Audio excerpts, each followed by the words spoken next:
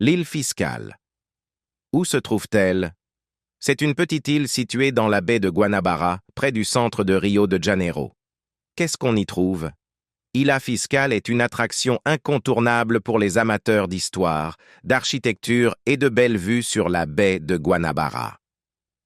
L'histoire, 19e siècle, José Antonio Saraiva, conseiller au ministère des Finances, demande la construction d'un poste de douane sur l'île, espace situé aux frontières entre les régions, qui examine les marchandises et les bagages. 16 novembre 1881.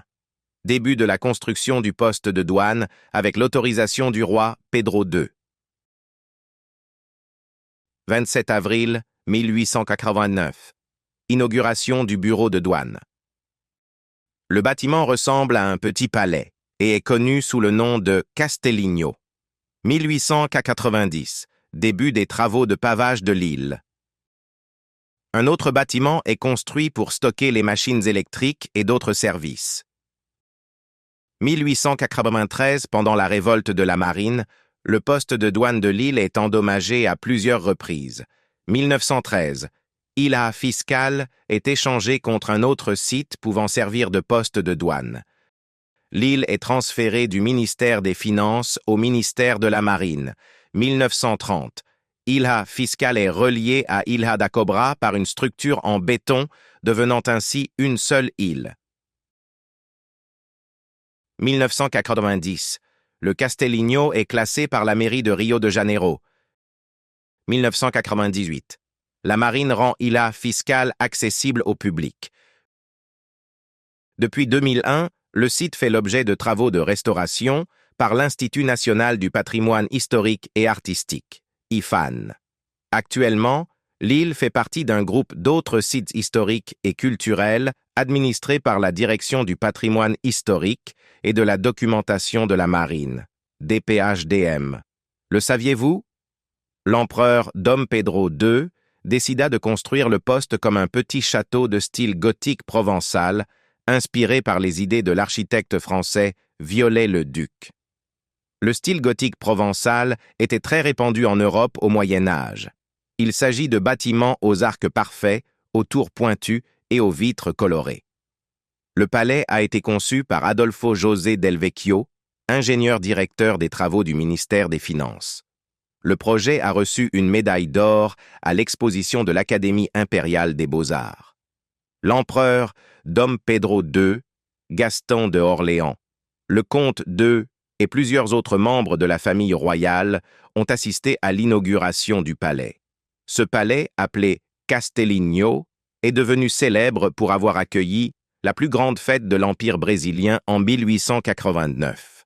Cette fête a été marquée par les coûts élevés de sa préparation et l'utilisation d'une nourriture inhabituelle pour l'époque.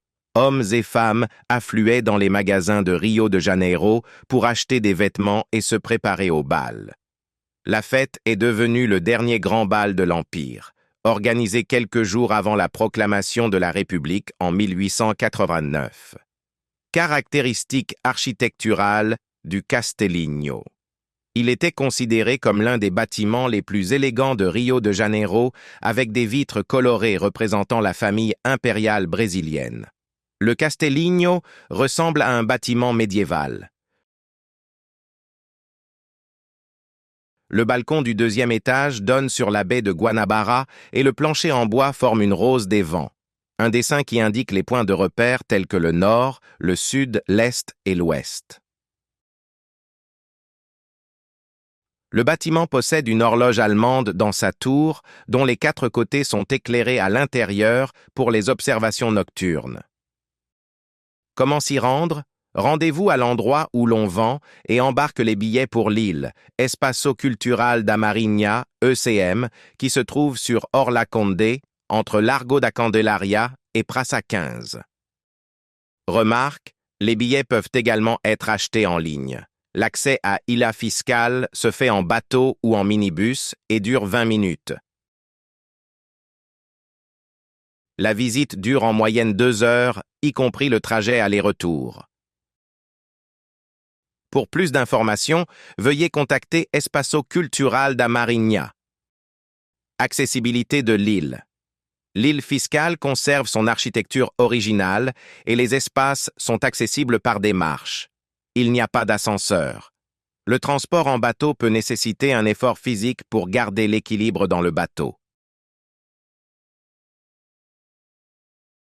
Venez voir cette attraction.